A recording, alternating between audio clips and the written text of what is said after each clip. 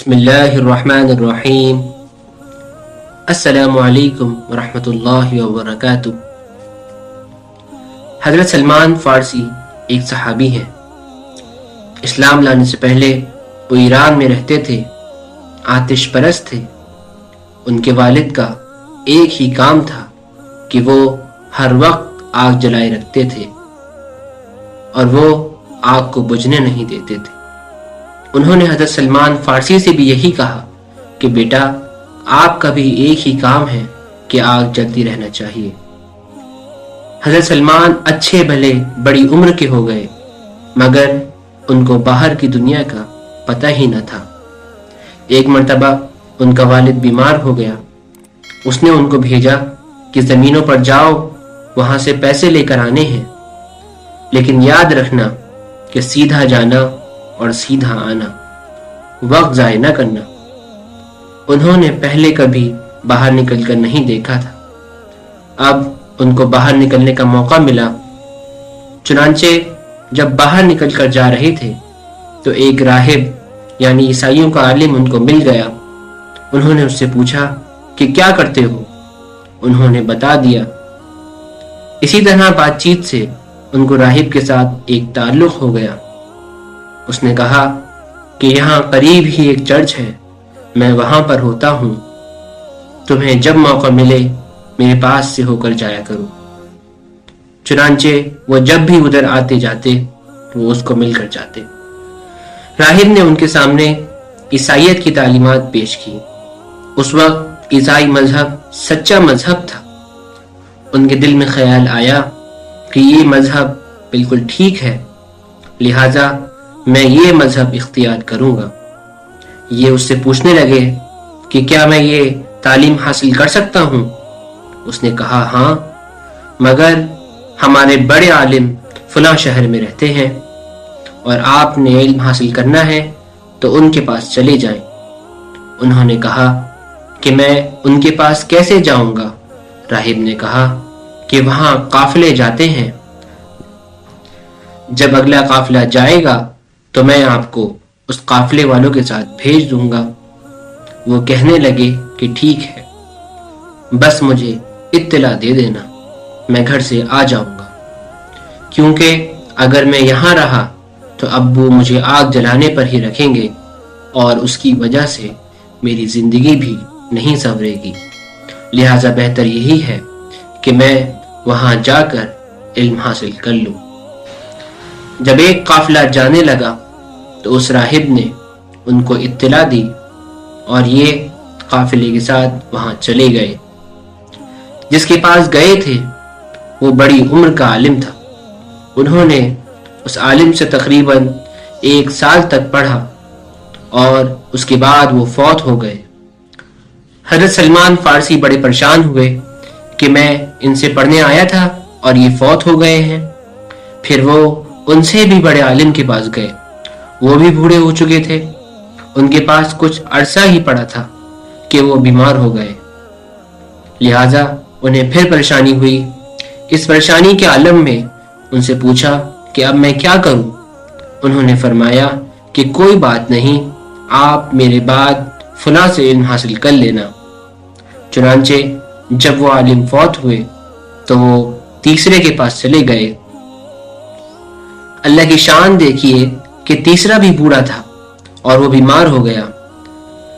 اب تو حضرت سلمان فارسی رونے لگے کہ پتہ نہیں یہ کیا معاملہ ہے کہ میں جدھر بھی جاتا ہوں ادھر استاد مجھے داغ مفارقت دے جاتے ہیں، یعنی مجھے دھوکہ دے جاتے ہیں۔ اس نے کہا کہ پریشان ہونے کی ضرورت نہیں ہے، میں آپ کو ایک پکی بات بتاتا ہوں، اب تمہیں کسی استاد کے پاس جانے کی ضرورت ہی نہیں۔ انہوں نے پوچھا وہ کیسے؟ اس نے کہا کہ اب وہ وقت آ گیا ہے جس میں نبی آخر الزماں صلی اللہ علیہ وسلم کو تشریف لانا ہے۔ میں نشانیاں بتا دیتا ہوں، لہٰذا آپ کوشش کر کے اس علاقے میں چلے جائیں جہاں انہیں آنا ہے، وہاں جا کر ان سے تعلیم حاصل کر لینا۔ یہ سن کر وہ بہت خوش ہوئے۔ چنانچہ اس نے انہیں وہ نشانیاں بتا دی اور ایک قافلے والوں کے ساتھ مدینے کی طرف روانہ بھی کر دیا۔ اس زمانے میں مدینے کو یثرب کہا جاتا تھا۔ قافلے والوں نے درمیان میں بدعہدی کی کہ یہ بچہ ہے اور اس کا کوئی ولی یا وارث نہیں۔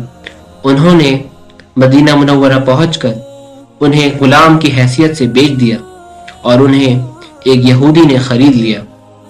ان کا وہاں کوئی واقف نہ تھا، یعنی کوئی جاننے والا نہ تھا۔ البتہ انہوں نے جب یہ علاقہ دیکھا اور ان نشانیوں کو دیکھا جو ان کے استاد نے انہیں بتائی تھیں تو ان کو تسلی ہو گئی کہ یہ علاقہ وہی ہے جہاں نبی آخر الزماں صلی اللہ علیہ وسلم کو تشریف لانا ہے۔ چنانچہ دل میں فیصلہ کر لیا کہ اب میں یہیں رہوں گا۔ اس یہودی کا کھجوروں کا باغ تھا، وہ سارا دن اس میں کام کرتے رہتے تھے۔ ایک مرتبہ کھجور کے ایک درخت پر چڑھ کر کھجور اتار رہے تھے کہ اس یہودی کا ایک دوست اسے ملنے آیا۔ وہ اس یہودی کے ساتھ مل کر باتیں کرنے لگا۔ باتوں ہی باتوں میں کہنے لگا کہ مکے سے ایک آدمی یہاں آئے ہیں اور وہ نبوت کا دعویٰ کر رہے ہیں۔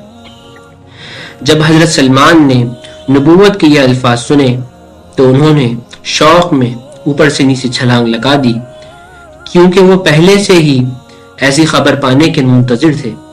ماشاءاللہ، بچوں کا کام ایسا ہی ہوتا ہے۔ آ کر اس یہودی سے پوچھنے لگے کہ جی وہ کون سے نبی تشریف لائے ہیں؟ یہودی نے جب یہ سنا تو اس نے انہیں زور سے ایک تھپڑ لگایا اور کہا کہ جا کر اپنا کام کرو۔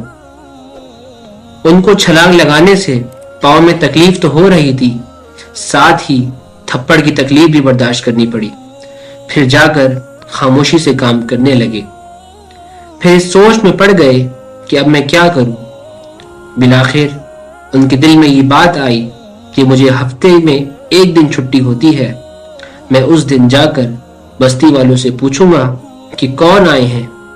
چنانچہ وہ چھٹی کے دن بستی میں پہنچے اور پوچھتے پوچھتے وہ نبی علیہ السلام کی خدمت میں پہنچ گئے اور زیارت کر کے اپنی آنکھوں کو ٹھنڈک پہنچائی۔ ان کو استاد نے نبی آخر الزماں صلی اللہ علیہ وسلم کی دو نشانیاں بتائی تھیں۔ ایک نشانی تو یہ تھی کہ وہ ہدیہ قبول کر لیں گے اور دوسری نشانی یہ تھی کہ وہ صدقے کا مال قبول نہیں فرمائیں گے۔ چنانچہ انہوں نے کچھ ہدیہ لا کر نبی علیہ السلام کی خدمت میں پیش کیے اور عرض کیا کہ یہ صدقے کے پیسے ہیں، آپ قبول فرما لیجئے۔ اللہ کے محبوب صلی اللہ علیہ وسلم نے ارشاد فرمایا، نہیں، ہم تو صدقہ نہیں لیتے ہیں۔ ایک نشانی تو پوری ہو گئی۔ پھر کسی دوسرے موقع پر عرض کیا کہ جی یہ ہدیہ قبول فرما لیجئے۔ آپ صلی اللہ علیہ وسلم نے وہ ہدیہ قبول فرما لیا۔ اس طرح دوسری نشانی بھی پوری ہو گئی۔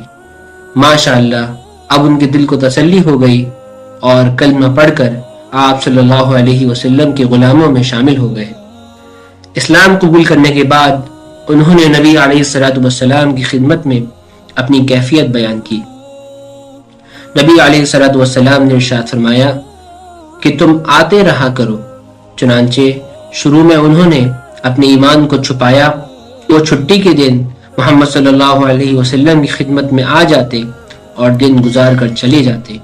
کچھ عرصے بعد نبی علیہ السلام کی محبت نے اتنا جوش مارا کہ کہنے لگے کہ اب تو مجھ سے جدا ہو کر نہیں رہا جا سکتا۔ اللہ کے محبوب صلی اللہ علیہ وسلم نے ارشاد فرمایا، تم اس یہودی سے جا کر طے کر لو۔ چنانچہ انہوں نے جا کر اسے کہا کہ جی آپ مجھے آزاد کر دیں، اس کے بدلے آپ جو رقم کہیں وہ ادا کر دوں گا، یا جو کام کہیں گے وہ کر دوں گا۔ وہ یہودی بڑا تیز تھا، اس نے کہا کہ میں 2 شرطوں پر آپ کو آزاد کرتا ہوں۔ ایک شرط تو یہ ہے کہ کھجوروں کے 300 درخت لگاؤ، جب وہ پھل دینا شروع کریں گے تب پہلی شرط پوری ہو جائے گی۔ اس کا خیال تھا کہ اگر 8 درخت لگائیں گے تو پھل لگنے میں کئی سال لگ جائیں گے۔ دوسری شرط یہ تھی کہ 3 اوقیہ سونا مجھے دینا۔ اس کا خیال یہ تھا کہ اتنے سونے میں تو 50 غلام آ جاتے ہیں، یہ کہاں سے اتنا دے سکے گا۔ انہوں نے اس کی یہ شرط قبول فرما لی اور نبی علیہ السلام کی خدمت میں بھی بتا دیا۔ وہ ادھر ہی بیٹھے تھے کہ ایک آدمی نے سونے کا ایک ڈیلا نبی علیہ السلام کی خدمت میں ہدیے کے طور پر پیش کیا۔ نبی علیہ السلام نے وہ سونا ان کو دے دیا اور فرمایا، سلمان، اللہ تعالیٰ نے تیرا کام آسان کر دیا ہے، جاؤ اور اسے یہ دے دو۔ اب یہ لے گئے اور یہودی کو جا کر وہ سونا دے دیا۔ سونے کا وہ ڈیلا دیکھنے میں تو چھوٹا سا لگتا تھا، لیکن جب اس نے وزن کیا تو بالکل پورا نکلا۔ وہ بڑا حیران ہوا۔ اس نے سوچا کہ شاید ترازو میں کوئی خرابی ہو۔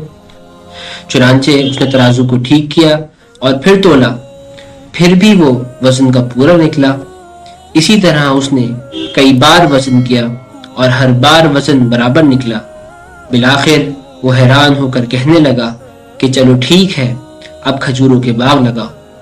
حضرت سلمان فارسی رضی اللہ عنہ نے پھر نبی علیہ السلام کی خدمت میں عرض کیا۔ آپ صلی اللہ علیہ وسلم نے ارشاد فرمایا کہ تم زمین تیار کرو اور ہمارا انتظار کرنا، ہم آ کر تمہارے ساتھ کھجور لگوائیں گے۔ اللہ تعالیٰ کی شان دیکھیے کہ اللہ کے محبوب صلی اللہ علیہ وسلم نے آ کر ان کے ساتھ کھجوریں لگوائی اور ان کھجوروں نے اسی سال پھل اٹھایا۔ اللہ اکبر۔ جب دونوں شرطیں پوری ہو گئیں تو اسے آزاد کرنا پڑا۔ آزاد ہو کر وہ نبی علیہ السلام کی خدمت میں آ گئے اور عرض کیا، اے اللہ کے نبی، میں حاضر ہوں، اب میرے لیے کیا حکم ہے؟ آپ نے ارشاد فرمایا، اب تم اصحاب صفہ میں شامل ہو جاؤ، جو فقراء مکہ مکرمہ، حبشہ اور دوسری جگہوں سے ہجرت کر کر آئے ہوئے تھے۔ ان کے لیے ایک چبوترا سا بنا ہوا تھا اور اس پر وہ رہتے تھے۔ ان کو اصحاب صفہ کہا جاتا ہے۔ آپ صلی اللہ علیہ وسلم نے ارشاد فرمایا کہ تم بھی انہی میں شامل ہو جاؤ۔ چنانچہ وہ بھی اصحاب صفہ میں شامل ہو گئے اور ان کے نگراں بن گئے۔ اب دیکھنا یہ ہے کہ اللہ تعالیٰ نے ان کے ساتھ کیا قدردانی کا معاملہ فرمایا۔ اپنا گھر کس لیے چھوڑا؟ اللہ کے لیے۔ اپنے رشتہ داروں کو کس لیے چھوڑا تھا؟ اللہ تعالیٰ کے لیے۔ تو جس نے اپنا گھر بار اور اپنے رشتہ دار اللہ کی رضا کے لیے چھوڑے تھے، اللہ تعالیٰ نے ان کی اتنی قدردانی فرمائی کہ ایک وقت ایسا آیا کہ نبی کریم صلی اللہ علیہ وسلم نے ارشاد فرمایا کہ سلمان تو ہمارے اہل بیت میں سے ہے۔ تو اللہ کے محبوب صلی اللہ علیہ وسلم نے حضرت سلمان فارسی کو اپنے اہل بیت میں شامل فرما لیا۔ اللہ اکبر۔ رشتہ داروں کو چھوڑا تو اللہ رب العزت نے ان کی نسبت کس کے ساتھ کر دی؟ اہل بیت کے ساتھ۔ تو یہ تھا حضرت سلمان فارسی رضی اللہ عنہ کا اسلام لانے کا واقعہ۔ اس واقعے سے ہمیں یہ معلوم ہوتا ہے کہ اللہ تعالیٰ بندے کی اپنی طرف کی گئی کوئی بھی محنت کو بیکار نہیں چھوڑتا، بلکہ اس کی قدردانی کرتا ہے۔ اللہ تعالیٰ ہم سب کو دین کی سمجھ عطا فرمائے اور دین کی طرف چلنے والا بنائے۔ السلام علیکم ورحمۃ اللہ وبرکاتہ۔